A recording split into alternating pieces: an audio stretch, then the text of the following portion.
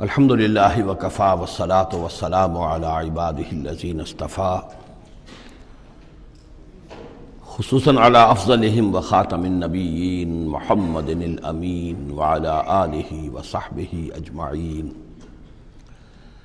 اما بعد فاعوذ باللہ من الشیطان الرجیم، بسم اللہ الرحمن الرحیم۔ وَإِذَا أُنزِلَتْ سُورَةٌ أَنْ آمِنُوا بِاللَّهِ وَجَاهِدُوا مَعَ رَسُولِهِ اسْتَأْذَنَكَ أُولُو الطَّوْلِ مِنْهُمْ وَقَالُوا ذَرْنَا نَكُن مَعَ الْقَاعِدِينَ رَضُوا بِأَنْ يَكُونُوا مَعَ الْخَوَالِفِ وَطُبِعَ عَلَى قُلُوبِهِمْ فَهُمْ لَا يَفْقَهُونَ۔ صدق اللہ العظیم۔ سورہ توبہ میں ابھی یہی منافقین کا بیان چل رہا ہے، اور جب کوئی صورت نازل ہوتی ہے کہ ایمان لاؤ اللہ پر اور جہاد کرو اس کے رسول کے ساتھ مل کر، استأذنک اولو الطول منہم، تو ان میں سے جو مقدرت والے ہیں، دولت والے ہیں، وسائل رکھنے والے ہیں، وہ بھی آپ سے آ کر رخصت مانگتے ہیں۔ وقالوا ذرنا نکن مع القاعدین، اور کہتے ہیں کہ ہمیں چھوڑ دیجئے، رہنے دیجئے، ایگزمپٹ کر دیجئے، ہم یہیں بیٹھ رہنے والوں میں شامل ہو جائیں۔ رضوا بأن یکونوا مع الخوالف، وہ اس پر راضی ہو گئے کہ پیچھے رہنے والی عورتوں میں شامل کر دیے جائیں، یعنی جنگ کرنا مردوں کا کام ہے، اور خواتین کو چونکہ پیچھے بچے اور خواتین ظاہر بات ہے کہ گھروں میں رہ جانے والے تھے، تو انہوں نے اپنے لیے یہ مقام پسند کیا، یہ ایک طرح کا ان پر طنز ہے۔ رضوا بأن یکونوا مع الخوالف وطبع علی قلوبہم فہم لا یفقہون، تو ان کے دلوں پر مہر کر دی گئی اور اب وہ سمجھ نہیں سکتے۔ لیکن الرسول والذین آمنوا معہ، اس کے برعکس اللہ کے رسول صلی اللہ علیہ وسلم اور جو لوگ ان کے ساتھ ایمان لائے، جاہدوا باموالہم وانفسہم، انہوں نے جہاد کیا اللہ کی راہ میں، اپنے اموال سے بھی، اپنی جانوں سے بھی۔ وَأُولَٰئِکَ لَهُمُ الْخَيْرَاتُ، یہ وہ لوگ ہیں جن کے لیے بھلائیاں ہیں، خوبیاں ہیں، نیکیاں ہیں، اچھا اجر ہے۔ وَأُولَٰئِکَ هُمُ الْمُفْلِحُونَ، اور یقیناً یہی لوگ ہیں فلاح پانے والے، آخری منزل مراد کو پا لینے والے۔ فلاح کے لفظ پر انشاءاللہ تفصیلی گفتگو جو ہے وہ سورہ مومنون کے شروع میں ہوگی۔ یہ ایک بڑی اہم اصطلاح ہے قرآن کی، میں نے اب تک اس کا ترجمہ بس اسی طریقے سے اسی لفظ کے ساتھ کیا ہے۔ اعد اللہ لہم جنات تجری من تحتہا الانہار خالدین فیہا، اللہ تعالیٰ نے ان کے لیے ان باغات کو تیار کیا ہے جن کے دامن میں یا جن کے نیچے ندیاں بہتی ہوں گی، جن میں وہ ہمیشہ ہمیش رہیں گے۔ ذالک الفوز العظیم، اور یہ بہت بڑی کامیابی ہے۔ وجاء المعذرون من الاعراب لیؤذن لہم، اور آئے آپ کے پاس بہانے بنانے والے بدو بھی، مدینے کے لوگوں کا تذکرہ ہو رہا تھا، اب ظاہر بات ہے یہ نفیر عام تھی، اعلان عام تھا، تو اب جو بھی آس پاس تھے، جو دیہات میں رہنے والے مسلمان تھے، ان پر بھی یہ حکم جو ہے عائد تھا، تو اب ان میں سے بھی لوگ آئے اور رخصت طلب کرنے لگے۔ جاء المعذرون من الاعراب، اعراب اعرابیون کی جمع ہے، وہ جو لوگ بادیہ نشین بدو، لیؤذن لہم، کہ انہیں بھی اجازت دے دی جائے، انہیں بھی رخصت دے دی جائے۔ وقعد الذین کذبوا اللہ ورسولہ، اور بیٹھ رہے وہ لوگ جنہوں نے کہ جھوٹ کہا تھا اللہ سے اور اس کے رسول سے، وعدے جو کیے تھے وہ جھوٹ نکلے، یا یہ کہ جو عذر ان کر رہے وہ جھوٹا ہے۔ سیصیب الذین کفروا منہم عذاب علیم، ان قریب ان میں سے جو لوگ کفر پر اڑ جائیں گے، یا جو لوگ فی الواقع کفر کی حد کو پہنچ گئے ہیں، ان کے لیے دردناک عذاب ہے۔ لیس علی الضعفاء، کمزوروں کا معاملہ یہ نہیں ہے، ان پر کوئی ذمہ داری نہیں ہے، کوئی ملامت نہیں ہے، ضعیف ہوں، ولا علی المرضى، نہ ہی بیماروں پر، ولا علی الذین لا یجدون ما ينفقون، نہ ہی ان پر کہ جن کے پاس کچھ خرچ کرنے کے لیے نہیں ہے۔ آخر اتنا لمبا سفر کرنا ہے، تبوک تک جانا ہے، کوئی سواری چاہیے، 4 آدمیوں پر ایک اونٹ ہو، کچھ تو ہو، کہیں تو کچھ نہ کچھ تو ان کو سہارا ملے، ان کے پاس سامان نہیں ہے، پیسہ نہیں ہے۔ لا یجدون ما ينفقون، تو جو لوگ اپنے پاس کوئی اس کی مقدرت نہیں رکھتے اور ساز و سامان نہیں رکھتے، تو ان پر حرج نہیں ہے۔ لیس علی الضعفاء حرج، یہ لیسا کے بعد جو ہے حرج یہاں آیا ہے، ان پر کوئی گناہ نہیں ہے، کوئی الزام نہیں ہے، کوئی ملامت نہیں ہے۔ اذا نصحوا للہ ورسولہ، جبکہ وہ اللہ اور اس کے رسول کے ساتھ مخلص ہوں، دل میں اخلاص ہے، لیکن یہ کہ مجبوری فی الواقع ہے، کوئی ضعیف ہے، بہت بوڑھا ہے، کوئی بیمار ہے، کوئی بالکل یعنی بغیر کسی وسائل کے ہے، ما علی المحسنین من سبیل، ایسے جو محسن لوگ ہیں، جو جن کا دین جو ہے وہ یعنی درجہ احسان کو پہنچا ہوا ہو، ان کے لیے کوئی ملامت نہیں، ان کے اوپر کوئی گرفت نہیں۔ واللہ غفور الرحیم، اور اللہ غفور الرحیم ہے۔ ولا علی الذین اذا ما اتوک لتحملہم، اور نہ ہی ان پر کوئی الزام ہے یا ان پر کوئی گناہ ہے کہ جو آئے آپ کے پاس، جب آئے کہ آپ ان کے لیے سواری کا انتظام کر دیں، لتحملہم، قلتا، تو اے نبی آپ نے فرمایا، لا اجد ما احملکم علیہ، نہیں میرے پاس بھی کوئی سواری کا بندوبست نہیں ہے، میں نہیں پاتا کوئی چیز جس پر کہ آپ کو سوار کر سکوں۔ تولوا، تو مجبوراً وہ لوٹ گئے، وَأَعْيُنُهُمْ تَفِيضُ مِنَ الدَّمْعِ، اور ان کے آنکھوں سے آنسو جاری تھے،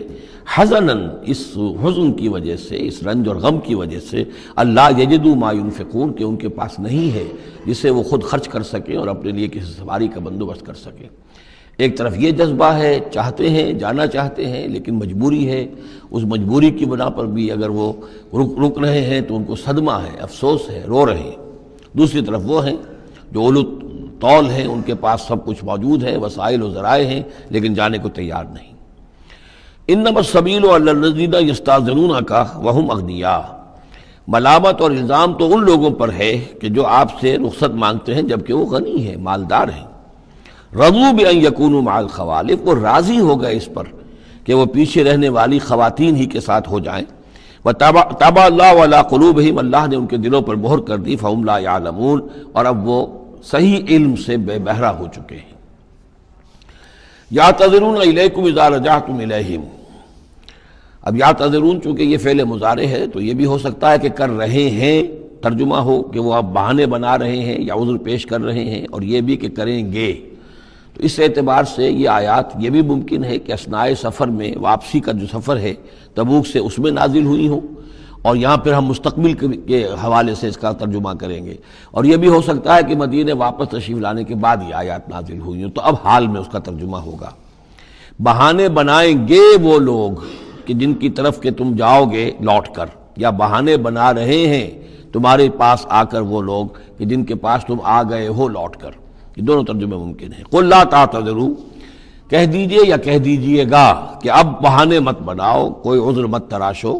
کوئی لیم ایکسکیوزز پیش نہ کرو، لن نؤمن لکم، اب ہم تمہاری بات نہیں مانیں گے۔ قد نبأنا اللہ من اخبارکم، اللہ تعالیٰ نے ہمیں تمہاری خبروں سے پورے طور پر مطلع کر دیا ہے۔ پہلے تو معاملہ یہ تھا تبوک پر جانے سے قبل حضور کا معاملہ کہ وہ اپنی شرافت اور اپنی مروت کے اندر جس نے آ کر جو بات کہی تسلیم کر لی۔ اب چونکہ اس دوران میں یہ ساری آیات اتر چکی ہیں اور اللہ تعالیٰ نے جو کچھ ان کے اندر تھا چھپا ہوا وہ بھی کھول کر بیان کر دیا ہے، تو کہہ دیا گیا کہ اب آپ ڈنکے کی چوٹ کہہ دیجئے، لن نؤمن لکم، اب ہم تمہاری بات نہیں مانیں گے۔ قد نبأنا اللہ من اخبارکم، اللہ تعالیٰ نے تمہاری اخبار پر، تمہاری خبروں پر، تمہاری کیفیات پر ہمیں مطلع کر دیا ہے۔ وَسَيَرَ اللَّهُ عَمَلَكُمْ وَرَسُولُهُ، اب ان قریب مستقبل میں اللہ تعالیٰ تمہارے عمل کو دیکھے گا اور اس کا رسول بھی دیکھیں گے صلی اللہ علیہ وسلم، یعنی آئندہ تمہارا کیا ایٹیچیوڈ رہتا ہے۔ ثُمَّ تُرَدُّونَ إِلَىٰ عَالِمِ الْغَیْبِ وَالشَّہَادَةِ، پھر تمہیں لوٹا دیا جائے گا اس ہستی کی طرف جو کھلے اور چھپے کی جاننے والی ہے۔ فَيُنَبِّئُكُم بِمَا كُنتُمْ تَعْمَلُونَ، تو پھر وہ تمہیں جتلا دے گا جو کچھ کہ تم کرتے رہے تھے۔ سَيَحْلِفُونَ بِاللَّهِ لَكُمْ إِذَا انقلبتم، یہ یقیناً قسمیں کھا کھا کر، حلف اٹھا کر اللہ کا کہیں گے جبکہ تم ان کی طرف لوٹ جاؤ گے یا آ گئے ہو، الیہم لتعرضوا عنہم، تاکہ آپ اعراض کریں، تاکہ مسلمانوں ان کو چھوڑ دیں، ان سے کوئی باز پرس نہ کریں، انہیں کوئی صدا نہ دیں، اعراض کریں۔ فاعرضوا عنہم، ٹھیک ہے ان سے اعراض کرو، ان سے آپ توجہ جو ہے پھیر لیجئے۔ انہم رجس، یقیناً یہ لوگ ناپاک ہیں۔ وماواہم جہنم، اور ان کا ٹھکانہ آگ ہے۔ جزاء بما کانوا یکسبون، بدلہ اس کا جو یہ کمائی انہوں نے کی ہے۔ یحلفون لکم لترضوا عنہم، یہ جو قسمیں کھا رہے ہیں مسلمانوں تمہارے پاس آ کر، اس لیے تاکہ تمہیں راضی کر لیں، تم ان سے راضی ہو جاؤ۔ اس لیے کہ ظاہر بات ہے کہ ایک معاشرہ تھا، مدینے میں رہتے تھے، ان کے بھائی بند تھے، ان کے دوست تھے، احباب تھے، اوس اور خزرج کے اندر رشتہ داریاں تھیں، تو اب بالکل آؤٹ کاسٹ ہو جانا معاشرے میں، تو ظاہر بات ہے کہ وہ پھر کوشش کرتے تھے کہ سارے مسلمان ہم سے بدظن نہ ہو جائیں، سب لوگ جو ہیں بدگمان ہو جائیں، تو ہم تو آؤٹ کاسٹ ہو جائیں گے، گویا کہ معاشرے میں اچھوت ہو جائیں گے۔ تو وہ آ کے لوگوں سے ملاقاتیں کر کر کے پھر ان کو بتاتے تھے کہ نہیں، ہمارا تو یہ عذر تھا، یہ مجبوری تھی، ہماری نیتوں پر شک نہ کرو۔ یحلفون لکم لترضوا عنہم، اے مسلمانوں یہ تمہارے سامنے قسمیں کھا کھا کر اپنے خلوص کا جو اطمینان تمہیں کرانا چاہ رہے ہیں وہ اس لیے کہ تم ان سے راضی ہو جاؤ۔ فَإِن تَرْضَىٰ عَنْهُمْ فَإِنَّ اللَّهَ لَا يَرْضَىٰ عَنِ الْقَوْمِ الْفَاسِقِينَ، تو اگر تم ان سے راضی ہو بھی گئے تو اللہ تعالیٰ ان نافرمانوں سے راضی ہونے والا نہیں ہے۔ الْأَعْرَابُ أَشَدُّ كُفْرًا وَنِفَاقًا، بدو لوگ جو ہیں دیہاتی بادیہ نشین وہ کفر اور نفاق میں اور بھی زیادہ سخت ہیں۔ وَأَجْدَرُ أَن لَّا يَعْلَمُوا حُدُودَ مَا أَنزَلَ اللَّهُ عَلَيْهِ عَلَىٰ رَسُولِهِ، اور زیادہ لائق ہیں اس کے کہ ناواقف ہوں اس چیز کی حدود سے اور اس چیز کی تفاصیل سے کہ جو اللہ تعالیٰ نے اپنے رسول پر نازل فرمائی۔ یعنی مدینے والے تو پھر بھی حضور کی صحبت سے فیض یاب ہوتے ہیں، مختلف مواقع پر انہیں تعلیم کا سلسلہ حاصل ہے، جمعے کے خطبے ہوتے ہیں، حضور کا نصیحت کا معاملہ چلتا رہتا ہے، تو ظاہر بات ہے کہ جو لوگ ان چیزوں سے بھی محروم ہیں، بادیہ نشین ہیں، شاذ کبھی کوئی آیا مدینے میں تو حضور سے کی صحبت سے فیض یاب ہو گیا، لہذا فطری طور پر معقول اور منطقی طور پر کفر اور شرک، کفر اور نفاق ان میں جو ہے وہ شدید تر ہے۔ واللہ علیم الحکیم، اور اللہ تعالیٰ سب کچھ جاننے والا اور کمال حکمت والا ہے۔ ومن الاعراب، اور ان بدوؤں میں سے وہ بھی ہیں من یتخذ ما ينفق مغرما، کہ جو کچھ انہیں خرچ کرنا پڑتا ہے اسے وہ تاوان سمجھتے ہیں، یعنی زکوٰۃ ہے، عشر ہے، جو بھی اب ان کے اوپر عائد ہو گیا ہے، جو محصولات ہیں اسلامی نظام کے، اب یہ چونکہ ان کو دینے پڑ رہے ہیں، پہلے تو کوئی نظام ایسا تھا نہیں، تو یہ ان کو ایسے محسوس کرتے ہیں جیسے کوئی تاوان ہو۔ وَيَتَرَبَّصُ بِكُمُ الدَّوَائِرَ، اور وہ منتظر ہیں کہ کوئی گردش زمانہ آئے اور یہ جو حکومت قائم ہوئی ہے مدینے میں، جس کی وجہ سے ہمیں یہ سب کچھ کرنا پڑ رہا ہے، کوئی اس کے اندر تبدیلی پیدا ہو جائے، وہ حکومت ختم ہو جائے۔ علیہم دائرۃ السوء، اصل میں بری گردش خود ان کے اوپر مسلط ہے، یعنی جو منافقت ہے جو ان کے دلوں کے اندر، وہ ہے اصل برائی کے جو ان پر مسلط ہے۔ واللہ سمیع علیم، اور اللہ سب کچھ سننے والا اور جاننے والا ہے۔ وَمِنَ الْأَعْرَابِ مَن يُؤْمِنُ بِاللَّهِ وَالْيَوْمِ الْآخِرِ، اور اعراب سب کے سب ویسے نہیں ہیں بلکہ ان میں سے ایسے بھی ہیں۔ من الاعراب، انہی بدوؤں میں وہ بھی ہیں من یؤمن باللہ والیوم الآخر، جو ایمان رکھتے ہیں اللہ پر، یوم آخر پر، ویتخذ ما ینفق، اور جو چیز بھی وہ خرچ کرتے ہیں اللہ کی راہ میں اس کو سمجھتے ہیں قربات عند اللہ، کہ اللہ تعالیٰ کے قرب کا ذریعہ ہوگا، تقرب الی اللہ کا ذریعہ بن جائے گا، ہمارا یہ صدقہ، ہمارا یہ خیرات، ہمارا یہ دین کے لیے انفاق جو ہے یہ اللہ تعالیٰ سے ہمیں قرب عطا کرے گا۔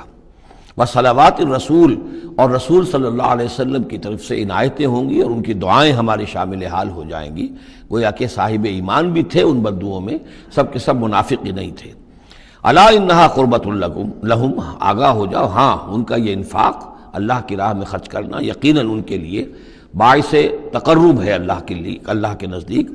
سیدخلہم اللہ فی رحمتہ، ان قریب اللہ تعالیٰ انہیں اپنی رحمت میں داخل کرے گا۔ ان اللہ غفور الرحیم، یقیناً اللہ تعالیٰ معاف فرمانے والا، رحم فرمانے والا ہے۔ اب جو مضمون آ رہا ہے 13ویں رکوع میں، اس میں کیٹیگرائز کیا جا رہا ہے کہ اہل ایمان جو تھے اس وقت، یا یوں سمجھیے کہ جو مسلمان تھے ان میں کیا حفظ مراتب کا معاملہ کیا تھا۔ ظاہر بات ہے کہ تمام اہل ایمان ایک درجے کے تو نہیں تھے، خدا پنج انگشت یکساں نہ کرد، نہ ہر زن زنست و نہ ہر مرد مرد، نہ تمام مومن ایک جیسے تھے، نہ تمام منافق ایک جیسے تھے، نہ تمام کمزور لوگ ایک جیسے تھے۔ تو یہ بھی بڑی یوں سمجھیے کہ حکمت قرآنی کا ایک اہم موضوع ہے، اس لیے کہ آئندہ بھی جب بھی کبھی کسی مسلمان معاشرے میں کوئی دینی تحریک اٹھے گی، ظاہر بات ہے جیسا کہ میں نے عرض کیا ہے انسانی فطرت میں تو کوئی تبدیلی نہیں ہوئی ہے، اسی طرح کے صورتحال پیش آئے گی، تو اس کی پہچان کے لیے لوگوں کے درمیان درجے بندی کا ایک فہم اور تفقع حاصل کرنے کے لیے یہ آیات جو ہیں یہ بہت ہی اہم ہیں۔ والسابقون الاولون من المہاجرین والانصار، اور پہل سبقت کرنے والے مہاجرین میں سے اور انصار میں سے، والذین اتبعوہم بإحسان، اور وہ لوگ جنہوں نے ان کی پیروی کی بھلائی کے ساتھ، نیکی کے ساتھ، رضی اللہ عنہم ورضوا عنہ، اللہ ان سے راضی ہو گیا اور وہ اس سے راضی ہو گئے۔ وعد لہم جنات تجری تحتها الانہار خالدین فیہا ابدا، ان کے نیچے ندیاں بہتی ہوں گی، اللہ نے وہ باغات تیار کر دیے ہیں ان کے لیے جن کے نیچے ندیاں بہتی ہوں گی، اس میں وہ ہمیشہ ہمیشہ رہیں گے۔ ذالک الفوز العظیم، یہی ہے بہت بڑی کامیابی۔ اب یہ ٹاپ کی ہیں، دو درجے ہیں، دو مراتب ہیں۔ جیسے ایک مرتبہ ہم دیکھ چکے سورہ نساء میں انبیاء، صدیقین، شہداء، صالحین، یہ گویا کہ ایک خاص اعتبار سے، اب اس کی تفاصیل میں جانے کا یہ موقع نہیں ہے، یہ مختلف اعتبارات سے درجہ بندی ہوتی ہے۔ ایک یہ درجہ بندی ہمارے سامنے آ رہی ہے کہ ٹاپ کے دو جو ہیں ان کے لیے الفاظ آئیں السابقون الاولون اور والذین اتبعوہم بإحسان، یہ وہ لوگ ہیں نیک سرشت اور جن کی فطرتیں سلیمہ اور جن کی عقل سلیم تھی، لیکن ان میں بھی دو درجے تھے۔ ایک درجہ وہ تھا کہ جن میں اتنی ہمت بھی ہوتی ہے کہ جیسے ہی حق سامنے آئے فوراً قبول کر لیں اور بالکل دائیں بائیں نہ دیکھیں کہ اس سے پھر کیا لازم آئے گا، کیا چھوڑنا پڑے گا، کیا کرنا پڑے گا، بلکہ یہ کہ بس ان کے لیے حق جو ہے وہ اتنی بڑی قیمتی شے ہے کہ اس کے مل جانے کے بعد ہر چہ بعد آباد، اب ہر جو ہونا ہے وہ ہو جائے۔ وہ تاخیر نہیں کرتے، دیر نہیں کرتے، ان میں ہمت ہوتی ہے۔ وہ یہ نہیں دیکھتے کہ اس پگڈنڈی پہ چلنے والے تو کوئی ہے ہی نہیں، بلکہ یہ کہ اگر پہلے ہی میں کیسے چھلانگ لگا دوں، کیسے میں چل پڑوں، کوئی مجھے آگے چلتا ہوا نظر ہی نہیں آ رہا ہے، بلکہ ان کے اندر وہ ہمت ہوتی ہے۔ یہ ایک مزاج اللہ تعالیٰ نے لوگوں کے بنائے ہیں، جیسا کہ حضور نے فرمایا الناس کالمعادن، جیسے معدنیات ہیں۔ اب سونے کی اور جو ہے اس کو صاف کریں گے تو سونا بنے گا، چاندی کی اور کو کتنا ہی صاف کر لیں سونا تو نہیں بنے گا، وہ چاندی ہی بنے گی۔ تانبے کی اور ہے، کتنا ہی آپ اس پر محنت کر لیں وہ آپ اچھے سے اچھا تانبا اس میں سے نکال لیجئے، لیکن یہ کہ ظاہر بات ہے کہ وہ سونا تو نہیں بنے گا۔ اسی طرح الناس کالمعادن، لوگوں کا معاملہ بھی یہ ہے کہ ان کی بھی اللہ تعالیٰ کی طرف سے جو ان کی طبائع بنائی گئی ہیں جس طرح کی، ان کے اندر فرق و تفاوت ہے۔ تو کچھ لوگ وہ ہیں السابقون الاولون، فوراً حق کو قبول کرنا، بے خطر کود پڑنا، بے خطر کود پڑا آتش نمرود میں عشق، عقل ہے محو تماشائے لب بام ابھی۔ کچھ دوسرے لوگ ہوتے ہیں سلیم الفطرت بھی ہیں اور ان کو بھی بات سمجھ میں آ گئی ہے، لیکن ہمت میں تھوڑے سے کم ہوتے ہیں۔ پہلے ذرا کچھ لوگ آگے چل کے معلوم ہو جائے کہ ایک دو آدمی آگے بھی جا رہے ہیں تو آج راستہ ہوگا یہ، آخر جو چل رہے ہیں یہ لوگ، اگر انہوں نے ہمت کر لی ہے تو چلو ہم بھی ہمت کریں۔ تو والذین اتبعوہم بإحسان، جو ان کے پیچھے چلے، ان کا اتباع کیا، لیکن کیا نیک نیتی سے، اس میں کوئی خلل نہیں، کوئی فساد نہیں،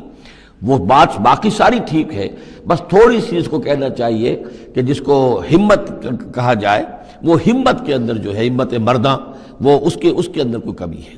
لیکن ان دونوں کو بریکٹ کر لیا ہے، السابقون والسابقون الاولون من المہاجرین والانصار۔ اچھا یہ بھی نوٹ کر لیجئے کہ انصار تو ایمان لائیں 10-11 سال کے بعد۔ اب ظاہر بات ہے کہ متبعین بإحسان جو مہاجرین کے ہیں وہ زمانی اعتبار سے انصار سے پہلے ایمان لائے ہیں، لیکن مزاج کا معاملہ ہوتا ہے۔ انصار میں سے بھی بعض وہ تھے فوری طور پر انہوں نے قبول کیا اور اسی طرح کیا، یکسو ہو گئے، ہر چہ بعد آباد ماں کشتی درآب انداختے۔ تو یہ مزاج کی بات ہے، اس کا زمانے سے تعلق نہیں ہے، یہ مزاج کی بات ہے۔ کسی بھی وقت اور آئندہ بھی ہمیشہ ایسا رہے گا، کچھ لوگ ایسے ہوں گے کہ جو حق کو قبول کرتے ہیں اور پھر قطعاً نہیں پرواہ کرتے، دائیں بائیں نہیں دیکھتے، کوئی آ رہا ہے یا نہیں آ رہا، کوئی ساتھ دے رہا ہے یا نہیں دے رہا ہے، کچھ نہیں، کوئی خطرات ہیں، کوئی مشکلات ہیں، کوئی مصائب آئیں گے، ہر چہ بعد آباد۔ کچھ لوگ ہیں جو ذرا دائیں بائیں دیکھ کر تھوڑا سا چلتے ہیں، ان کی ہمت جو ہے اتنی نہیں ہوتی۔ والسابقون الاولون من المہاجرین والانصار والذین اتبعوہم بإحسان رضی اللہ عنہم ورضوا عنہ وأعد لهم جنات تجری تحت الانہار خالدین فیہا ابدا ذلک الفوز العظیم وممن حولکم من الاعراب منافقون۔ اب یہ ایک طرف تو یہ ٹاپ کے دو اور ایک اب بالکل نیچے جا کر، اور جو لوگ تمہارے آس پاس آباد ہیں جو بدوؤں میں، جو بادیہ نشین ہیں، ان میں منافق ہیں، ومن اہل المدینہ، اور نہ صرف ان میں ہے، اہل مدینہ میں بھی ہیں۔ مردوا علی النفاق، یہ لوگ وہ ہیں جو نفاق پر اڑ چکے ہیں۔ اب یعنی ان کا نفاق جو ہے جیسے ٹی بی کی تھرڈ سٹیج ہوتی ہے کہ جس کے بعد پھر امید نہیں ہوتی کہ شفا ہو جائے گی، یہ پرانی زمانے کی باتیں ہیں، اب تو ٹی بی لا علاج مرض نہیں رہا، پہلے کی بات ہے۔ لیکن یہ ہے کہ یہ اس جو مرض ہے نفاق کا، ان کا اس تیسری سٹیج کو پہنچ چکا ہے۔ مردوا علی النفاق لا تعلمہم، آپ انہیں نہیں جانتے، نحن نعلمہم، ہم انہیں جانتے ہیں۔ سنعذبہم مرتین، ہم انہیں بار بار عذاب دیں گے۔ ان کے لیے تو عذاب روز کھڑا تھا، روز مطالبہ آتا تھا نکلو اللہ کی راہ میں، روز جھوٹ بولنا، روز قسمیں کھانی، روز کسی نہ کسی طریقے سے بہانے بنانا۔ ان کی زندگی ضیق میں تھی، یہ نہیں تھا کہ وہ اس طریقے سے آرام سے تھے۔ ثم یردون الی عذاب عظیم، اور پھر ان کو لوٹا دیا جائے گا ایک بہت بڑے عذاب کی طرف، وہ آخرت کا عذاب ہے۔ اس کے بعد اب درمیان میں پھر دو کیٹیگریز آ رہی ہیں، وہ لوگ کہ جو کچھ نیمے درو نیمے برو ہیں، منافق نہیں ہیں، لیکن ہمت کی بہت کمی ہے، کچھ چلنا چاہتے بھی ہیں، کچھ نہیں چل پاتے ہیں،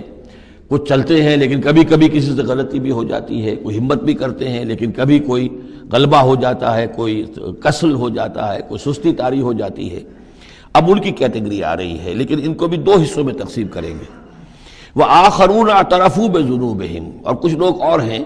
جو اپنے گناہوں کا اعتراف کرتے رہتے ہیں، اپنی کوتاہیوں کا، جھوٹ نہیں بولتے، جھوٹا بہانہ نہیں بناتے، جھوٹی قسم نہیں کھاتے، ہم سے خطا ہو گئی، ہم سے غلطی ہو گئی، واقعتاً ہم سے کوتاہی ہوئی ہے، واقعتاً ہم اپنے اہل و عیال کے اندر مصروف ہو کر اور اپنے فرائض کی ادا کرنے میں کوتاہی کا ثبوت دیتے رہے ہیں۔ یہ اعتراف، جب تک اعتراف ہوگا نفاق نہیں شمار ہوگا۔ جہاں جھوٹا بہانہ آنا شروع ہوا وہ نفاق ہے،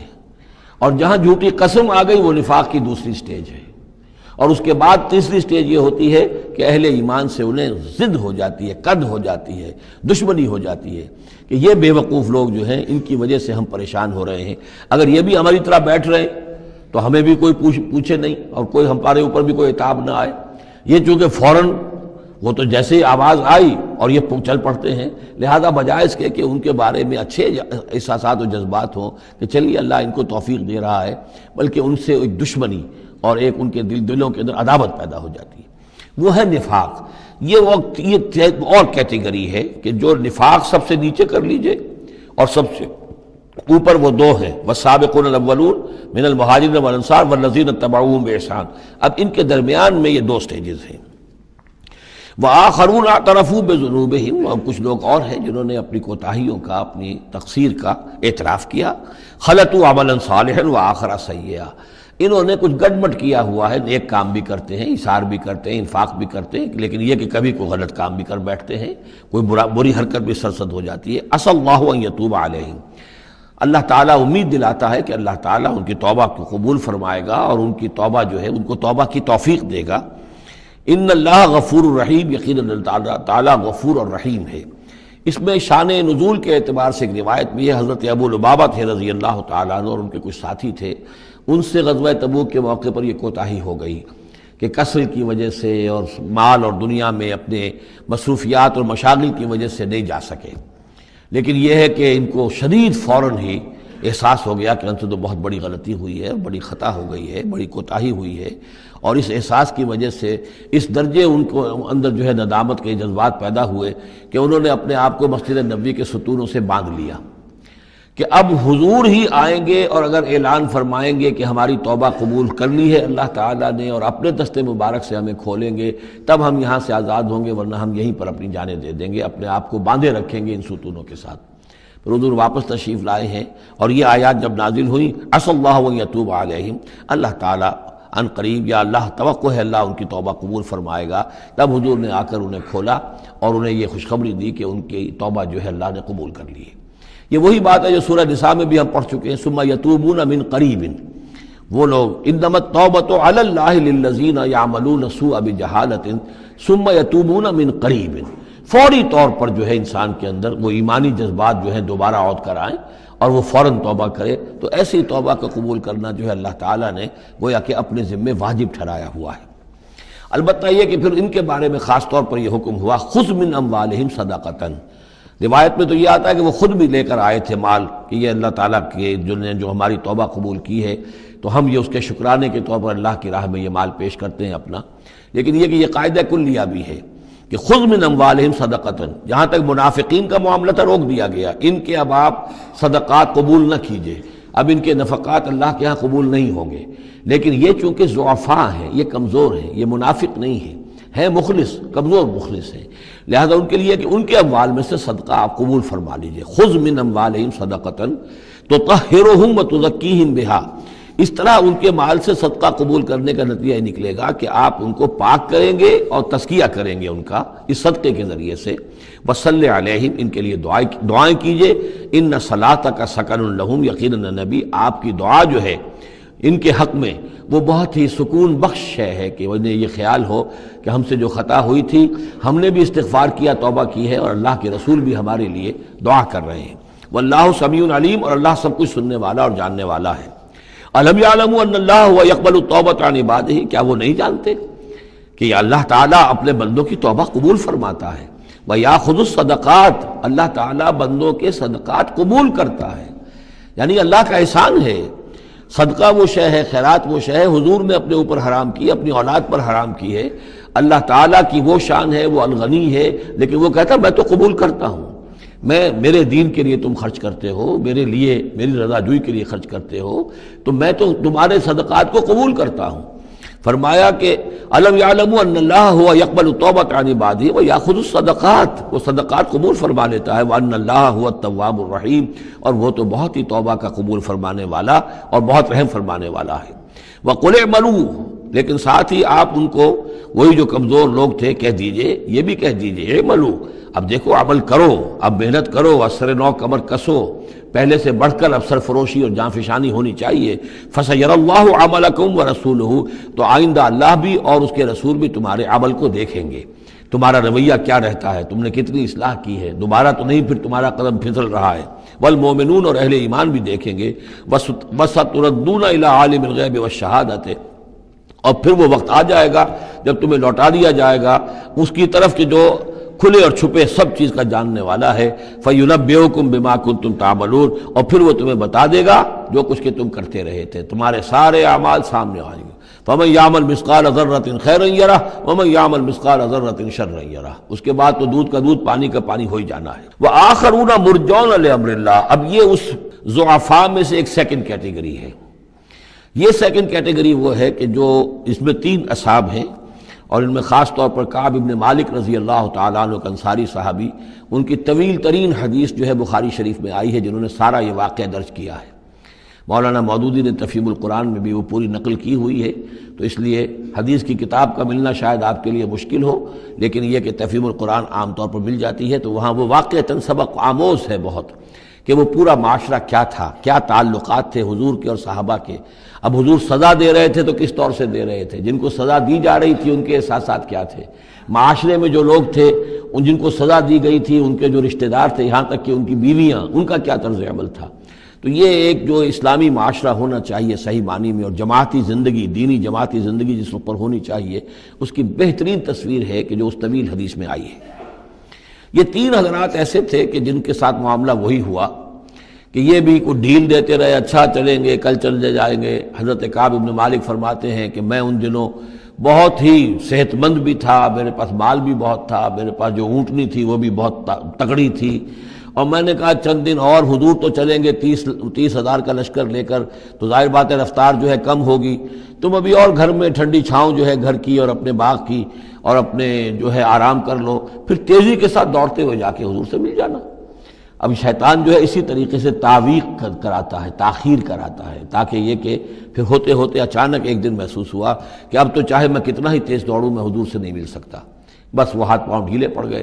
لیکن یہ کہ اس کے بعد بھی جب حضور صلی اللہ علیہ وسلم تشریف لائے ہیں اس وقت تک بھی انہوں نے خود کوئی اقدام نہیں کیا اپنی توبہ کا، بلکہ یہ کہ حضور نے جب بلا کے لوگوں سے باز پرس کرنی شروع کی ہے، تو جو منافق آتے تھے وہ قسمیں کھا جاتے تھے، حضور کسی کی بات مان لیتے تھے، جو بھی تھی بات، جب ان کی باری آئی تو حضور مسکرائے۔ حضور کو معلوم تھا کہ یہ ظاہر بات ہے کہ کعب ابن مالک جو ہے منافقین میں سے نہیں ہے۔ فرمائیے آپ کا مسئلہ کیا ہوا تھا؟ انہوں نے صاف کہہ دیا کہ حضور یہ لوگ جو جھوٹی قسمیں کھا کھا کر بچ گئے ہیں آپ کے ہاں سے، مجھے بھی اللہ نے زبان دی ہے، میں بھی بہت سے جھوٹی باتیں بھی کہہ سکتا ہوں، لیکن صحیح بات یہ کہ کوئی عذر نہیں ہے میرے پاس۔ میں جتنا ان دنوں صحت مند تھا اتنا کبھی صحت مند نہیں تھا، جتنا ان دنوں غنی تھا اتنا کبھی غنی نہیں تھا، میرے پاس کوئی عذر نہیں ہے سوائے اس کے کہ شیطان مجھے ورغلاتا رہا۔ تو حضور کو نے پھر ان کو، اور ان کے ساتھ 2 اور ساتھی تھے، ایسے 3 کا معاملہ یہ تھا، تو انہیں ایک سزا دی گئی، اور سزا مقاطعے کی تھی، سوشل بائیکاٹ، کوئی ان سے بات نہ کرے۔ وہ ان کے اوپر 50 دن جو گزرے ہیں، گھر میں ان کی بیوی ان سے بات کرنے کو تیار نہیں ہے۔ پوچھا گیا کہ میں بیوی یہاں پر میں رکھوں یا نہ رکھوں، بیوی نے آ کر کہا بوڑھے آدمی ہیں، کوئی ان کی خدمت کرنے والا نہیں ہے کہ رہ سکتی ہو، لیکن شاید انہوں نے بعد میں اپنی بیوی کو بھی بھیج دیا تھا، اس لیے کہ کسی کے پاس جاتے تھے کہ اللہ کے بندے تمہیں تو معلوم ہے کہ میں منافق نہیں ہوں، میں مسلم ہوں، اور تم مجھ سے بات نہیں کرتے ہو، تو وہ جواب دیتے تھے مسلمان اللہ و رسولہ عالم، اللہ اور اس کے رسول کو زیادہ بہتر معلوم ہے، اور منہ موڑ کر چلے جاتے تھے۔ تو یہ وہاں کا معاشرہ جو ہے اس کے اندر جو نظم تھا، ضبط تھا کہ ہمارے نبی نے چونکہ انہیں سزا دی ہے لہذا اب ان سے کوئی کلام نہیں کرے گا۔ اسی میں وہ واقعہ بھی پیش آیا، چونکہ 50 دن کا لمبا معاملہ تھا، کہ ملک غسان کا جو ہے ان کے پاس ایک آ گیا ایلچی، اور اس کا خط اس نے دیا اور اس میں یہ لکھا ہوا تھا کہ ہمیں معلوم ہے تمہارے ساتھی تم پر بڑا ظلم کر رہے ہیں، تمہارے صاحب جو ہے یعنی حضور صلی اللہ علیہ وسلم، تم تو بڑے شریف آدمی ہو اور تم بڑے اپنے قوم کے جو ہے وہ بہت سربراہ لوگوں میں سے ہو، تم ایسے تو نہیں ہو کہ تمہیں اس طرح ذلیل کیا جائے، تم ہمارے پاس آؤ، ہم تمہیں اپنے یعنی اونچے درجے دیں گے اپنے دربار میں۔ تو انہوں نے کہا یہ اور مصیبت آئی اور وہ خط لے کر پھاڑا اور تندور کے اندر پھینک دیا، ورنہ یہ کہ اگر ذرا سی بھی کوئی کمزوری ہوتی تو یہ کہ اس شیطان نے اس کمزوری کو ایکسپلائٹ کرنے کا بھی اتنا بڑا جو ہے داؤ کھیلا تھا۔ بہرحال ان کا ذکر ہے یہ۔ وآخرون مرجون لامر اللہ، اور کچھ اور ہیں کہ جن کے معاملے کو مؤخر کر دیا گیا ہے اللہ کے حکم سے، اما یعذبہم، اللہ چاہے گا تو انہیں عذاب دے گا، واما یتوب علیہم، اور چاہے گا تو ان کو بھی توبہ کی توفیق دے گا یا ان کی توبہ قبول فرما لے گا، واللہ علیم حکیم، اور اللہ علیم اور حکیم ہے۔ ان کا ذکر جو ہے پھر بعد میں آئے گا، کچھ عرصے کے بعد گویا کہ وہ آیات نازل ہوئی کہ جن میں ان کی توبہ بھی بعد میں قبول ہو گئی، لیکن 50 دن کا بڑا سخت سوشل بائیکاٹ۔ والذین اتخذوا مسجدا ضرارا وکفرا وتفریقا بین المؤمنین وارصادا لمن حارب اللہ ورسولہ من قبل، اور وہ لوگ کہ جنہوں نے ایک مسجد بنائی ہے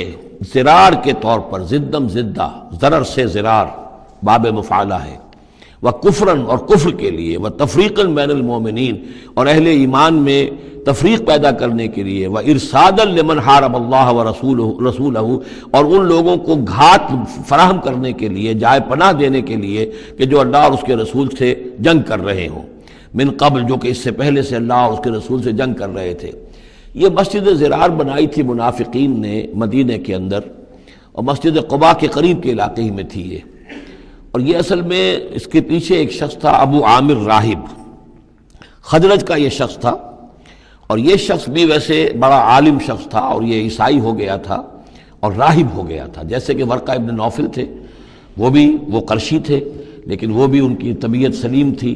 عقل سلیم اور فطرت سلیمہ کی روشنی میں انہوں نے بھی اس وقت پھر بت پرستی چھوڑ کر اور عیسائیت اختیار کر لی تھی۔ کان یکتب التوراۃ بالعبرانیہ، اور اتنے بڑے عالم تھے کہ تورات عبرانی زبان میں لکھا کرتے تھے۔ تو اس حوالے سے اسی طرح کی ایک پیرلل شخصیت یہ ہے، ابو عامر خزرج کے تھے یہ، لیکن یہ شخص جو ہے راہب بنا،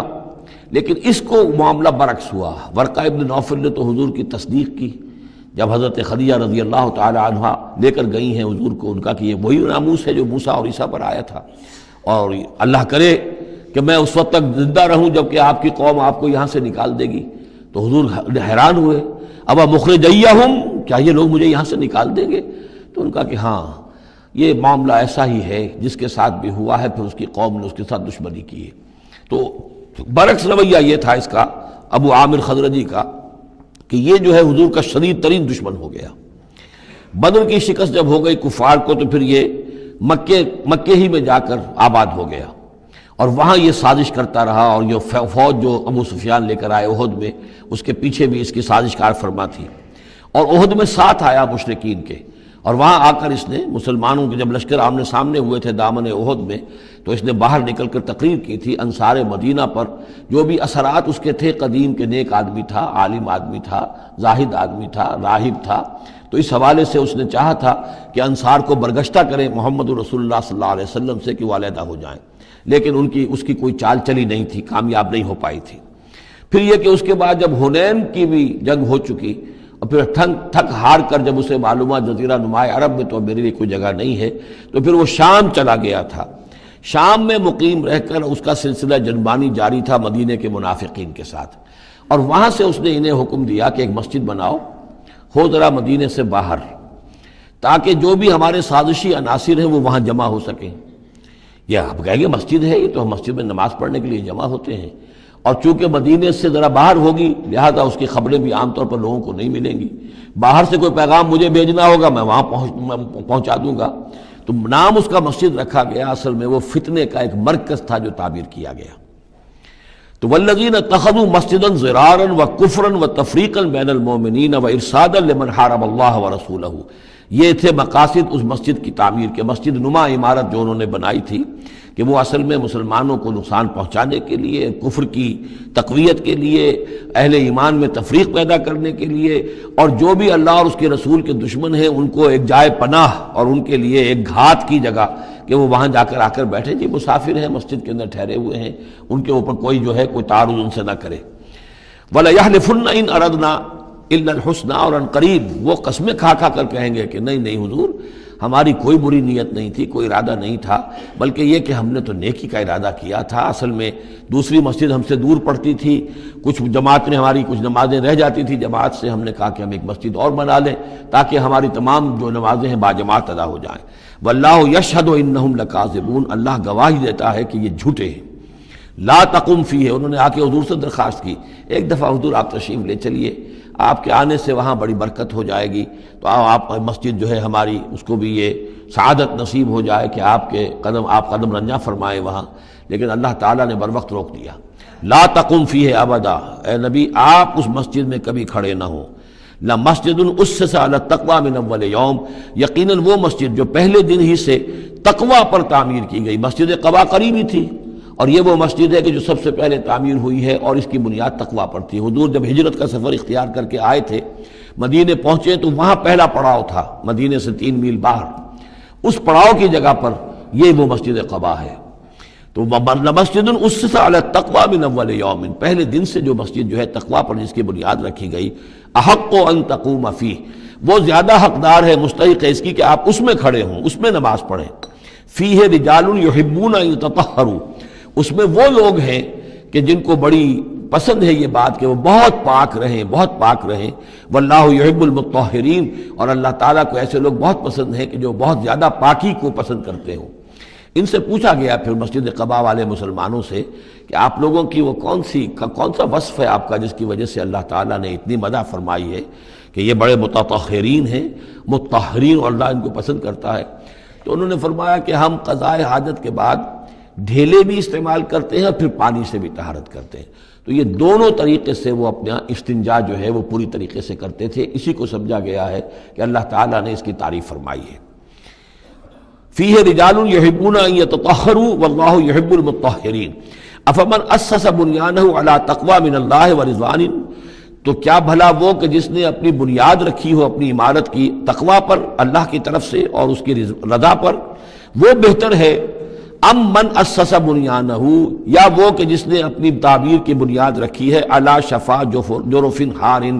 ایک ایسی کھائی کے کنارے پر جس کا کنارہ گرا چاہتا ہے، فنہارا بہی فی نار جہنم، تو پھر وہ اس کو لے کر گر گیا نار جہنم میں۔ یعنی یہ کہ انسان تعبیر کرتا ہے تو کوئی جگہ دیکھتا ہے، فرض کیجئے کوئی ایسی جگہ ہے کہ نیچے سے کھوکھلی ہے، آپ نے دیکھا ہوگا بعض جگہ دریاؤں کے کناروں کے اوپر کہ نیچے سے لیکن اوپر کنارہ چلا آ رہا ہے، اب اس کنارے کے اوپر جو ہے جس کے نیچے سپورٹ نہیں ہے، کوئی تعمیر کرے گا تو تعمیر کہاں جائے گی؟ وہ تو ظاہر بات ہے کہ وہ دریا میں گر جائے گی۔ تو اصل میں یہ جو تدبیریں ہوتی ہیں منافقین کی، ان کی مثال ایسے ہے کہ جہنم کے کنارے کے اوپر یہ خشکی ہے، اس کا کنارہ باہر نکلا ہوا ہے، اس پر یہ اپنی تعمیر کر رہے ہیں، ظاہر بات ہے کہ وہ کنارہ بھی ڈھہ جائے گا اور ان کو اور ان کی تعمیر کو لے کر جہنم میں جا گرے گا۔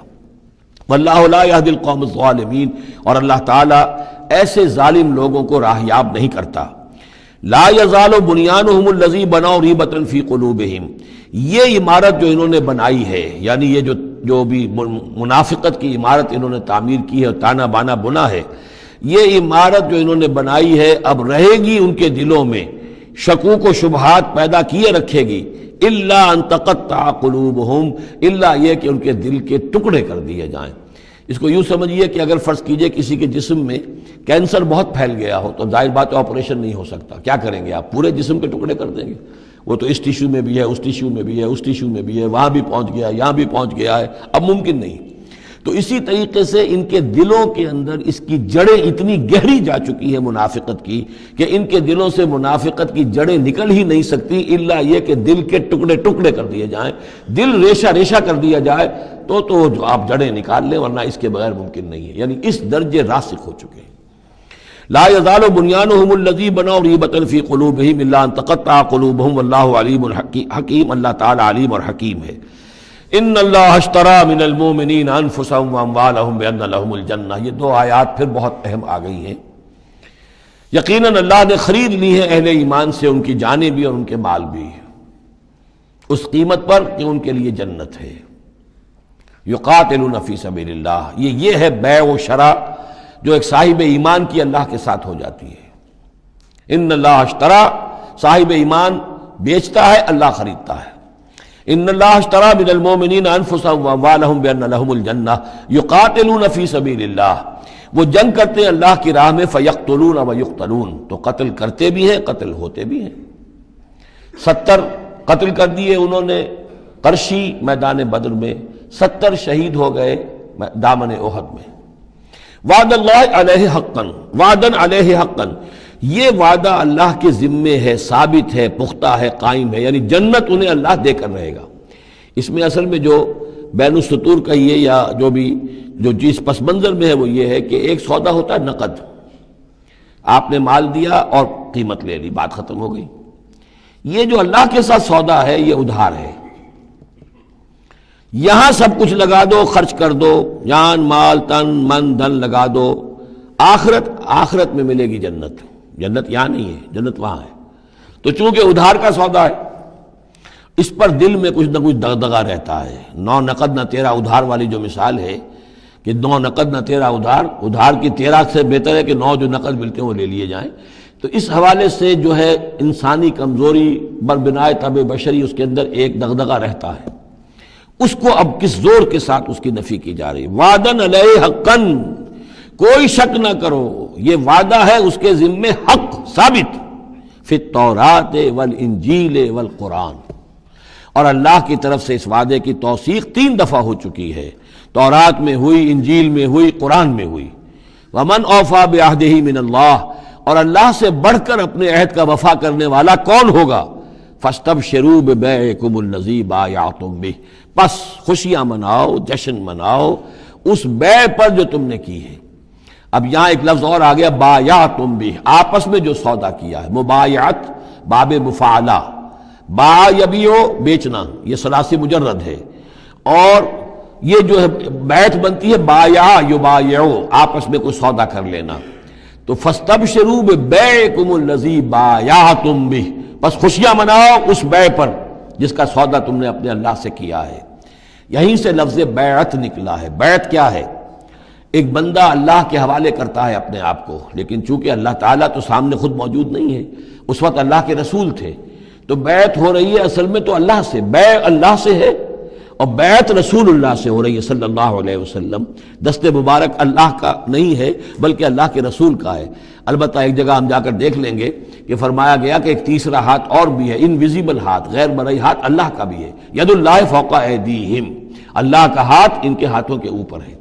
تو یہ بیع ہے، یہ سودا ہے، یہ ایمان کا لازمی تقاضا ہے۔ ان اللہ اشتری من المؤمنین انفسهم واموالهم بان لهم الجنہ یقاتلون فی سبیل اللہ فیقتلون ویقتلون وعدا علیہ حقا فی التوراۃ والانجیل والقرآن ومن اوفی بعہدہ من اللہ فاستبشروا ببیعکم الذی بایعتم بہ وذلک هو الفوز العظیم، اور یہی ہے بہت بڑی کامیابی۔ اللہ تعالی ہم میں سے ہر ایک کو یہ توفیق دے کہ اللہ کے ساتھ یہ بیع و شراء ہم کریں، اللہ کے ساتھ سودا کریں اور اللہ تعالیٰ کے ہاتھ اپنے جانیں اور مال بیچ دیں۔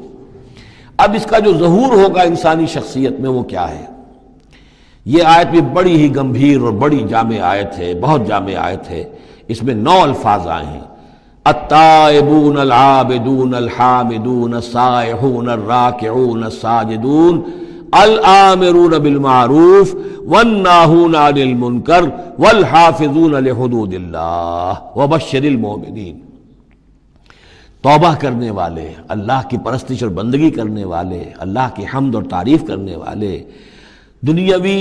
آسائشوں سے لا تعلق رہنے والے، سائحون پچھلے زمانے میں ہوتا تھا بنباس لینے والے، چلے جانے والے، شہروں کو چھوڑ کر چلے جاتے تھے لوگ جنگلوں کے اندر، لیکن ہمارے ہاں اسلام میں اب سیاحت نہیں رہی ہے، رہبانیت ختم کر دی گئی ہے۔ البتہ روزے داروں پر اطلاق ہوتا ہے، مہاجرین پر، مجاہدین پر جو اللہ کی راہ میں نکلے ہوتے ہیں وہ بھی گویا کہ ان کے مشابہ ہو جاتے۔ لا رہبانیت فی الاسلام الا الصوم، لا رہبانیت فی الاسلام الا الجہاد فی سبیل اللہ۔ الراکعون رکوع کرنے والے، الساجدون سجدہ کرنے والے، اور پھر تین الفاظ وہ ہیں کہ جو ایک عملی جد و جہد، باقی سارے اوصاف تو اپنے ہیں، ذاتی ہیں، لیکن اس سے جو متعدی ہونا ہے، معاشرے کے ساتھ انہیں جو معاملہ کرنا ہے، جو بھی اب اس دعوت و تحریک کے لیے جو عمل کرنا ہے، الامرون بالمعروف نیکی کا حکم دینے والے، والناہون عن المنکر بدی سے روکنے والے، اور سب سے زیادہ جامع لفظ آیا حافظون لحدود اللہ، اللہ کے حدود کی حفاظت کرنے والے، گویا کہ خدائی فوجدار بن کر کھڑے ہو جانے والے کہ یہ اللہ کے حدود ہیں، ہم پامال نہیں کرنے دیں گے، ہم انہیں توڑنے نہیں دیں گے۔ یہ ہے وہ در حقیقت کے جو منہج انقلاب نبوی کے ضمن میں اس دور میں جو ایک اجتہاد کی ایک ضرورت ہے کہ جو بھی آخری مرحلہ ہوگا جبکہ وہ سارے مراحل طے ہو چکے ہوں تو اس میں نہی عن المنکر بالید، کہ ہم حدود اللہ کو اب نہیں ٹوٹنے دیں گے اور ہم پوری طاقت کے ساتھ حفاظت کریں گے اللہ کی حدود کی، اور جو بھی منکرات ہیں ان کو روکیں گے۔ وَبَشِّرِ الْمُؤْمِنِينَ، اور اے نبی ان اہل ایمان کو آپ بشارت دے دیجئے، اللہم ربنا اجعلنا منہم۔ ما کان للنبی والذین آمنوا ان یستغفروا للمشرکین ولو کانوا اولی قربی، اور یہ نبی کے لیے اور نہ ہی اہل ایمان کے لیے یہ روا ہے کہ وہ استغفار کریں، بخشش چاہیں مشرکین کے لیے، خواہ وہ ان کے قرابت دار ہوں، ولو کانوا اولی قربی من بعد ما تبین لہم، اس کے بعد کہ ان کے لیے یہ بات واضح ہو چکی ہو انہم اصحاب الجحیم، کہ وہ لوگ جہنمی ہیں۔ وما کان استغفار ابراہیم لابیہ الا عن موعدۃ وعدہا ایاہ، اور نہیں تھا استغفار کرنا ابراہیم کا اپنے والد کے حق میں مگر ایک وعدے کی بنیاد پر کہ جو انہوں نے اس سے کیا تھا جب گھر سے نکالا ہے باپ نے، یہ ہم سورہ مریم میں پڑھیں گے، تو اس وقت وعدہ کر کے نکلے تھے ساستغفر لک ربی انہ کان بی حفیہ، وہ وعدہ نبھاتے رہے، اور وہ نبھاتے اس لیے رہے کہ امید تھی کہ جب تک وہ زندہ تھا باپ کہ شاید اللہ تعالیٰ اس کو ہدایت دے دے اور یہ ایمان پر آ جائے، لیکن جب اس کی موت واقع ہو گئی تو انہوں نے استغفار بند کر دیا، اس لیے کہ اب ثابت ہو گیا کہ وہ در حقیقت کفر کے اوپر اڑا رہا، اور موت جب واقع ہو گئی تو اب تو توبہ کا دروازہ بند ہو چکا۔ فلما تبین لہ انہ عدو للہ، اور جب ان پر یہ بات روشن ہو گئی، واضح ہو گئی کہ وہ تو اللہ کا دشمن ہے، تبرأ منہ، تو ان سے تبری کیا، اور ان سے اعلان بیزاری کر دیا۔ ان ابراہیم لأواہ حلیم، یقیناً ابراہیم تو بہت نرم دل تھے اور بہت ہی حلیم الطبع تھے۔ وما کان اللہ لیضل قوما بعد اذ ھداھم، اور یہ اللہ کی شان نہیں ہے، اللہ کا یہ طریقہ نہیں ہے کہ وہ کسی قوم کو گمراہ کر دے اس کے بعد کہ انہیں ہدایت دی ہو، حتی یبین لہم ما یتقون، جب تک کہ واضح نہ کر دے جس چیز سے بچنا چاہیے۔ یعنی جب تک یہ آیت قرآن میں نہیں اتری تھی، اگر کسی مسلمان نے اپنے کسی مشرک باپ یا ماں کے لیے دعا کی ہے تو اللہ نے اس کے لیے معافی کا اعلان کر دیا کہ چونکہ اس بات سے ابھی تک تمہیں آگاہ نہیں کیا گیا تھا کہ اہل ایمان کے لیے رواج نہیں ہے کہ مشرکین کے لیے استغفار کریں، تو جب تک یہ حکم نہیں آ گیا تھا جو بھی اگر کسی نے کیا ہے تو اللہ تعالیٰ اس پر کوئی باس پرس نہیں کرے گا۔ ما کان اللہ لیضل قوما بعد اذ ھداھم حتی یبین لہم ما یتقون، جب تک کہ واضح نہ کر دیا جائے کہ ان چیزوں سے آپ کو بچنا ہے۔ ان اللہ بکل شیء علیم، یقیناً اللہ تعالیٰ ہر شے کا جاننے والا ہے۔ ان اللہ لہ ملک السماوات والارض، یقیناً اللہ ہی کے لیے ہے آسمان اور زمین کی بادشاہی، یحیی و یمیت، وہی زندہ رکھتا ہے، وہی موت وارد کرتا ہے۔ ما لکم من دون اللہ من ولی ولا نصیر، اور تمہارے لیے کوئی نہیں ہے، کوئی نہ حمایتی اور نہ کوئی مددگار اللہ کے سوا۔ لقد تاب اللہ علی النبی والمہاجرین والانصار، اللہ تعالیٰ مہربان ہوا، شفقت فرمائی اللہ تعالیٰ نے اپنے نبی پر بھی صلی اللہ علیہ وسلم، والمہاجرین اور مہاجرین پر، والانصار اور انصار پر، الذین اتبعوہ فی ساعۃ العسرۃ، جنہوں نے ان کا ساتھ دیا، ان کی پیروی کی، ان کا اتباع کیا بڑی مشکل وقت میں۔ یہ اسرہ جو ہے اس کو کہا جاتا ہے تبوک کو جیش الاسرہ، بہت ہی تنگی تھی، راشن کی بہت کمی تھی، بھوک کا معاملہ، قحط کا معاملہ، بہت سخت آزمائش تھی جو اللہ تعالیٰ نے اس وقت مسلمانوں کی ہے، لیکن جن لوگوں نے ساتھ دیا، ثابت قدم رہے، ان کے لیے اب یہ کہ اللہ تعالیٰ کی طرف سے اعلان عام ہو رہا ہے۔ لقد تاب اللہ علی النبی والمہاجرین والانصار الذین اتبعوہ فی ساعۃ العسرۃ من بعد ما کاد یزیغ قلوب فریق منہم، اس کے بعد کہ ان میں سے ایک گروہ کے دل میں کچھ کجی آنے بھی لگی تھی، پر بنائے طبع بشری، کہیں نہ کچھ کمزوری، جیسے کہ غزوہ احد میں بھی بنو حارثہ اور بنو سلمہ کے بارے میں عارضی طور پر تھوڑی سی کمزوری آ گئی تھی۔ ثم تاب علیہم، پھر اللہ تعالیٰ نے ان پر توجہ فرمائی، عنایت فرمائی، انہ بہم رؤوف الرحیم، یقیناً وہ ان کے حق میں بہت مہربان ہے، رحم فرمانے والا۔ وعلی الثلاثۃ الذین خلفوا، اور اب یہ اعلان ہو گیا ان تین کے بارے میں بھی جن کا کہ معاملہ مؤخر کر دیا گیا تھا، اور وہ تین کعب ابن مالک اور ان کے ساتھ اور بھی ہلال ابن امیہ اور مرارہ ابن ربیع رضی اللہ تعالیٰ عنہ اجمعین، یہ تین صحابہ تھے انصاری۔ وعلی الثلاثۃ الذین خلفوا، اور ان لوگوں پر بھی وہ جو تین کہ جن کا معاملہ ذرا پیچھے ڈال دیا گیا تھا، مؤخر کر دیا گیا تھا، ان پر بھی اللہ نے توبہ فرمائی، یعنی اللہ نے توبہ قبول فرمائی۔ حتیٰ اذا ضاقت علیہم الارض بما رحبت، یہاں تک کہ جب زمین ان پر اپنی تمام کشادگی کے باوجود تنگ پڑ گئی، وضاقت علیہم انفسہم، اور ان پر اپنی جانیں جو ہے بھاری ہو گئیں، وظنوا ان لا ملجا من اللہ الا الیہ، اور انہیں یقین ہو گیا کہ اللہ تعالیٰ سے بچ کر جا کر کوئی اور پناہ گاہ ہے ہی نہیں سوائے اس کے کہ اسی کی جناب میں آ کر پناہ لی جائے۔ لا ملجا من اللہ الا الیہ، جیسے یہ کہ کوئی بچے کو اگر ماں مارتی ہے تو بچہ پھر لپکتا ہے ماں کی طرف، لپٹتا ہے ماں سے، جائے کہاں؟ ظاہر بات ہے کہ مار رہی ہے ماں، لیکن وہ پھر لپٹ رہا ہے ماں کے ساتھ۔ اسی طرح لا ملجا من اللہ الا الیہ، اللہ تعالیٰ کی طرف سے اگر کوئی سختی بھی آئے، سزا بھی آئے، تو آخر بھاگے جائیں کہاں؟ اللہ ہی کی جناب میں پھر پناہ لینی ہے۔ نہ کہیں جہاں میں کما ملی جو اما ملی، تو کہاں ملی میرے جرم خانہ خراب کو تیرے عفو بندہ نواز میں۔ ثم تاب علیہم لیتوبوا، تو اللہ تعالیٰ نے ان کی توبہ قبول فرمائی تاکہ وہ بھی دوبارہ متوجہ ہو جائیں اور اپنی جو بھی کمزوریاں تھیں ان کو رفع کریں۔ ان اللہ هو التواب الرحیم، یقیناً اللہ تعالیٰ تواب ہے اور رحیم ہے۔ یا ایھا الذین آمنوا اتقوا اللہ وکونوا مع الصادقین، اہل ایمان اللہ کا تقوی اختیار کرو اور دیکھو صادقین کی جماعت کے ساتھ جڑے رہو۔ یہ جڑے رہنا جو ہے یہ ہے در حقیقت کسی جماعتی زندگی کے اندر، جیسا کہ ہم نے اس سے پہلے پڑھا تھا سورہ انعام میں، لَهُ أَصْحَابٌ يَدْعُونَهُ إِلَى الْهُدَى ائْتِنَا، اگر کسی کے کچھ ساتھی ہوں، کسی وقت کسی کا پاؤں گر گیا، پھسل گیا، تو کوئی اور ساتھی سہارا دینے والا ہو، ہاتھ پکڑنے والا ہو، کسی کی کسی وقت ہمت جو ہے جواب دے رہی ہے تو دوسرا جو ہے اس کی ہمت بنانے والا ہو، اجتماعی زندگی جو برکتیں ہیں۔ یا ایھا الذین آمنوا اتقوا اللہ وکونوا مع الصادقین، اور سچے لوگوں کی معیت اختیار کرو۔ ما کان لأہل المدینۃ ومن حولہم من الاعراب ان یتخلفوا عن رسول اللہ، یہ بالکل روا نہیں تھا مدینے والوں کے لیے، اور نہ ہی جو ان کے ارد گرد تھے بدو لوگ جو آباد تھے، کہ وہ پیچھے رہ جاتے رسول کو چھوڑ کر۔ رسول جا رہے ہیں، تپتی راہیں مجھ کو پکارے، دامن پکڑے چھاؤں گھنیری، وہ تپتی راہوں کی طرف رسول تو جا رہے ہیں اور یہ بیٹھے رہے اپنی ٹھنڈی چھاؤں کے اندر۔ وَلَا يَرْغَبُوا بِأَنفُسِهِمْ عَن نَفْسِهِ، اور نہ ان کے لیے یہ روا تھا کہ وہ نبی کی جان سے بڑھ کر اپنی جان کی فکر کرتے، اپنی جان کی پرواہ کرتے، اپنی آسائش اور اپنی حفاظت اور اپنی عافیت جو ہے اس کی فکر کرتے۔ ذَلِكَ بِأَنَّهُمْ لَا يُصِيبُهُمْ ظَمَأٌ، یہ اس لیے کہ انہیں نہ تو آتی کوئی بھوک پیاس لگتی، ولا نصب، نہ کوئی ان کے اوپر تکان طاری ہوتی، ولا مخمصۃ، نہ کبھی انہیں فاقے کی تکلیف گوارا کرنا پڑتی فی سبیل اللہ، اللہ کے راہ میں، ولا یطعون موطئا، اور نہ ہی وہ قدم رکھتے کسی جگہ پر یغیظ الکفار، جس سے کہ کفار کو جو ہے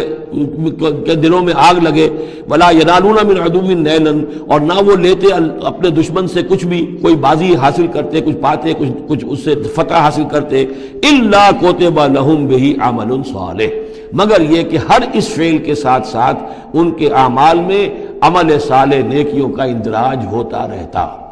چاہے کبھی بھوک لگتی، کبھی پیاس لگتی، کبھی کوئی اور تکلیف ہوتی، کہیں چلنا پڑتا، اس کی مشقت ہو جاتی، تکان ہو جاتی، کہیں دشمن سے کوئی غزل پہنچا کر اہل ایمان کو لیے کوئی نفع حاصل کر لیا جاتا، جو بھی ہوتا یہ سب کا سب ان کے نامہ اعمال میں نیکیوں کی صورت میں درج ہوتا چلا جاتا۔ ان اللہ لا یضیع اجر المحسنین، یقیناً اللہ تعالیٰ محسنوں کے اجر کو ضائع نہیں کرتا۔ ولا ينفقون نفقة صغيرة ولا كبيرة، اور نہ ہی وہ خرچ کرتے کوئی نفقہ، کوئی انفاق چھوٹا ہو یا بڑا، ولا يقطعون واديا، اور نہ طے کرتے کوئی وادی، الا كتب لهم، مگر یہ کہ وہ لکھ لی جاتی، ان کے سارے نامہ اعمال کے اندر یہ سارے اعمال درج ہو جاتے۔ ليجزيهم الله احسن ما كانوا يعملون، تاکہ اللہ تعالیٰ انہیں بدلہ دیتا بہت ہی عمدہ اس کا کہ جو وہ کرتے رہے ہیں۔ وما كان المؤمنون لينفروا كافة، اور اہل ایمان کے لیے یہ بات تو ممکن نہیں ہے کہ وہ سب کے سب نکل آئیں۔ اب یہ در حقیقت حل بتایا جا رہا ہے، چونکہ یہ بات سامنے آ چکی ہے کہ جو لوگ بدو ہیں، بادیہ نشین ہیں، وہ کفر میں اور نفاق میں زیادہ سخت ہیں، ان کو حضور کی صحبت سے فائدہ نہیں پہنچ رہا، استفادہ نہیں کر پاتے۔ اب کیا کیا جائے، اس کا حل کیا ہو؟ یہ تو ممکن نہیں ہے کہ سارے بادیہ نشین آئیں اور مدینے میں آباد ہو جائیں۔ ما کان المؤمنون لینفروا کافہ، سب کے سب اپنے اپنے علاقوں کو چھوڑیں اور آ جائیں مدینے میں، تو اب کیا شکل ہوگی؟ فلولا نفر من کل فرقۃ طائفۃ منہم طائفۃ، تو کیوں نہ نکلے ہر ایک جماعت میں سے ایک گروہ، ایک حصہ، لیتفقہوا فی الدین، وہ آئیں حضور کی خدمت میں رہیں، تفقہ فی الدین حاصل کریں، دین کا فہم، دین کی سمجھ حاصل کریں، وَلَيُنذِرُوا قَوْمَهُمْ إِذَا رَجَعُوا إِلَيْهِمْ، اور پھر جب جائیں اپنی قوم کی طرف واپس تو اپنی قوم کو بھی خبردار کریں، لَعَلَّهُمْ يَحْذَرُونَ، تاکہ وہ بھی بچیں۔ یعنی یہ ایک ہدایت کر دی گئی کہ اب تمام لوگ جو ہیں اس طریقے سے نظام بنایا جائے کہ لوگ آیا کریں گروہ در گروہ، اور یہاں مدینے میں حضور کے پاس قیام کریں، ان کی تربیت ہو، تعلیم ہو، ان کو سمجھایا جائے، سکھایا جائے، پڑھایا جائے، پھر وہ جائیں اور اپنے اپنے علاقوں میں جا کے لوگوں کے اندر اسی تعلیم کو عام کریں۔ یا ایھا الذین آمنوا قاتلوا الذین یلونکم من الکفار، اے اہل ایمان جنگ کرو ان کافروں سے جو تمہارے ساتھ ملحق ہیں۔ اصل میں یہ چونکہ اب حضور صلی اللہ علیہ وسلم کی جو دعوت کا بین الاقوامی یا عالمی یا آفاقی دور ہے اس کا آغاز ہو چکا ہے، اب اس کو بڑھنا ہے، تو یہاں حکم دیا جا رہا ہے اب جو دارالاسلام کی سرحد یہاں ہے تو جو کافر یہاں بستے ہیں ان سے قتال کرو، پھر وہ سرحد آگے چلی جائے گی تو اگلوں کے ساتھ قتال کرو۔ یہ قتال جاری رہنا ہے تا آ کے پوری دنیا پر اللہ کا دین غالب ہو جائے۔ جیسے کہ وہ قتال جاری رہا، قاتلوہم حتی لا تکون فتنۃ ویکون الدین کلہ للہ، جیسے جزیرہ نما عرب کی حد تک قتال کے جاری رکھنے کا حکم تھا کہ جب تک جزیرہ نما عرب سے کفر اور شرک کا خاتمہ نہیں ہو جاتا اور اللہ کا دین وہاں غالب نہیں ہو جاتا یہ جنگ جاری رہے گی۔ اب معاملہ یہ ہے کہ حضور صرف عرب کے لیے نہیں بھیجے گئے تھے بلکہ پوری دنیا کے لیے، لہذا اب اس کے لیے یہ اعلان عام ہے، چارٹر ہے، اسی پر عمل کرتے ہوئے فوجیں نکلی ہیں۔ ورنہ جیسا کہ میں نے کئی مرتبہ عرض کیا ہے، ایرانیوں نے تو کہا بھی تھا کہ ہمارے اوپر کیوں تم چڑھ کر آ گئے ہو، یہ اللہ کا حکم ہے۔ یا ایھا الذین آمنوا قاتلوا الذین یلونکم من الکفار ولیجدوا فیکم غلظہ، اور چاہیے کہ وہ تمہارے اندر سختی محسوس کریں، نرمی نہ پائیں، سختی محسوس کریں۔ وَاعْلَمُوا أَنَّ اللَّهَ مَعَ الْمُتَّقِينَ، اور جان لو کہ اللہ تعالیٰ متقیوں کے ساتھ ہے۔ وَإِذَا مَا أُنزِلَتْ سُورَةٌ فَمِنْهُم مَّن يَقُولُ أَيُّكُمْ زَادَتْهُ هَٰذِهِ ایمانا، اور جب کوئی صورت نازل ہوتی ہے تو وہ کہتے ہیں آپس میں، پھر منافقین کا تذکرہ ہو رہا ہے، بھائی کس کے ایمان میں اضافہ ہو گیا اس صورت سے، استہزاء کے انداز میں، کیونکہ یہ بات کہی گئی ہے جب وہ آیات سنتے ہیں اللہ کی تو ان کے ایمان میں اضافہ ہوتا ہے، تو اب وہ تبصر کرتے تھے۔ وَإِذَا نَزَلَتْ سُورَةٌ أُنزِلَتْ سُورَةٌ، جب کوئی صورت نازل کی جاتی ہے، فَمِنْهُمْ، تو ان میں سے وہ لوگ بھی ہیں جو کہتے ہیں، مَن يَقُولُ أَيُّكُمْ زَادَتْهُ هَٰذِهِ ایمانا، اس صورت کے آنے سے تم میں سے کس کس کے ایمان میں اضافہ ہو گیا۔ فَأَمَّا الَّذِينَ آمَنُوا فَزَادَتْهُمْ ایمانا، تو واقعتاً جو ایمان والے ہیں ان کے ایمان میں یقیناً اضافہ ہوا ہے۔ وَهُمْ يَسْتَبْشِرُونَ، اور وہ خوش ہوتے ہیں، خوشیاں مناتے ہیں، اللہ نے مزید آیات اتاری ہیں، اللہ نے ہمارے ایمان کو اور جلا بخشی ہے۔ وَأَمَّا الَّذِينَ فِي قُلُوبِهِمْ مَرَضٌ، رہ گئے وہ لوگ کہ جن کے دلوں میں روگ ہے، فَزَادَتْهُمْ رِجْسًا إِلَىٰ رِجْسِهِمْ، تو ان کے جو گندگی پہلے سے ہے ان آیات کے نزول کے بعد بھی ان کی گندگی ہی میں اضافہ ہوتا ہے۔ وَمَاتُوا وَهُمْ كَافِرُونَ، اور وہ مرتے ہیں اسی حال میں کہ وہ کافر ہوتے ہیں۔ اولا يرون انہم یفتنون فی کل عام مرۃ او مرتین، کیا یہ منافق دیکھتے نہیں ہیں کہ ہر سال ان کو آزمایا جا رہا ہے، ایک بار یا دو بار، کوئی نہ کوئی مرحلہ آ جاتا ہے، ہر سال کوئی قتال کا مرحلہ آ گیا، کوئی اور آزمائش آ گئی۔ ثم لا يتوبون ولا هم يذكرون، اس کے باوجود نہ یہ توبہ کرتے ہیں اور نہ ہی نصیحت اخذ کرتے ہیں۔ وَإِذَا مَا أُنزِلَتْ سُورَةٌ نَظَرَ بَعْضُهُمْ إِلَىٰ بَعْضٍ، اور جب کوئی صورت نہیں اترتی ہے جس میں قتال کا ذکر بھی ہو جائے تو پھر وہ ایک دوسرے کو دیکھتے ہیں، نَظَرَ بَعْضُهُمْ إِلَىٰ بَعْضٍ، کنکھیوں سے، آنکھوں میں اشارے کرتے ہیں، هَلْ يَرَاكُم مِّنْ أَحَدٍ، تمہیں کوئی دیکھ تو نہیں رہا۔ ثم انصرفوا، پھر وہ وہاں سے کھسک جاتے ہیں۔ صرف اللہ قلوبہم، اصل میں اللہ تعالیٰ نے ان کے دلوں کو پھیر دیا ہے، بأنہم قوم لا یفقہون، اس لیے کہ ان کے دل تفقہ سے خالی ہیں۔ اب یہ جو دو آیتیں ہیں یہ قرآن مجید کی عظیم ترین آیات میں سے ہیں۔ لقد جاءکم رسول من انفسکم، لوگوں دیکھو آ گیا ہے تمہارے پاس ہمارا رسول صلی اللہ علیہ وسلم، تم ہی میں سے ہے، انسان ہے، بنی نوع بشر میں سے ہے۔ عزیز علیہ ما عنتم، اور مسلمانوں جو تم پر کوئی بات مشکل کی ہوتی ہے وہ ان پر بھی بڑی بھاری گزرتی ہے۔ حریص علیکم، تمہارے حق میں بہت حریص ہیں، سارے خیر، ساری خوبیاں، ساری بھلائیاں اللہ تمہیں دے دے۔ بالمومنین رؤوف الرحیم، اور اہل ایمان کے حق میں وہ شفیق بھی ہیں، رحیم ہیں، مہربان ہیں۔ فإن تولوا، پھر بھی اگر وہ منہ پھیر لے، فقل، تو اے نبی کہہ دیجئے، حسبی اللہ،